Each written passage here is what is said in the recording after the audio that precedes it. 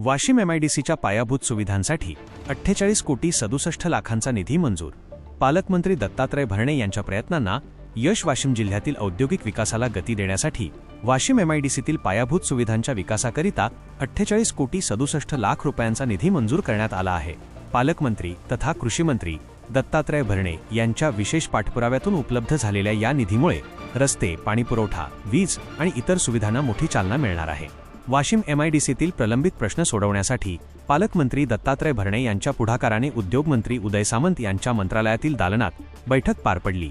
या बैठकीत एमआयडीसीतील समस्या आणि उद्योजकांच्या अडीअडचणींवर सविस्तर चर्चा करण्यात आली। मंजूर करण्यात आलेल्या निधीमधून रस्त्यांच्या विकासासाठी 18 कोटी रुपये आणि पाणीपुरवठा सुविधांसाठी 16 कोटी रुपयांची तरतूद करण्यात आली आहे। याशिवाय महावितरणच्या कामांसाठी 3 कोटी 82 लाख रुपये आणि एमएसएमई पार्कच्या पायाभूत सुविधांसाठी 10 कोटी 85 लाख रुपये मंजूर झाले आहेत। यामुळे जिल्ह्यात नवीन उद्योग, गुंतवणूक आणि रोजगाराच्या संधी निर्माण होण्याची अपेक्षा व्यक्त केली जात आहे। बैठकीदरम्यान वाशिममध्ये लॉजिस्टिक पार्क उभारणीबाबत सकारात्मक चर्चा झाली असून उद्योगमंत्री उदय सामंत यांनी संबंधित बाबींची माहिती घेऊन पुढील निर्णय घेण्याचे स्पष्ट केले। तसेच परवानग्यांचा निपटारा वेगाने व्हावा यासाठी एमआयडीसीच्या प्रादेशिक अधिकाऱ्यांनी अकोला येथे आठवड्यातून 1 दिवस उपस्थित राहून प्रकरणांवर मार्ग काढण्याचे निर्देश दिले।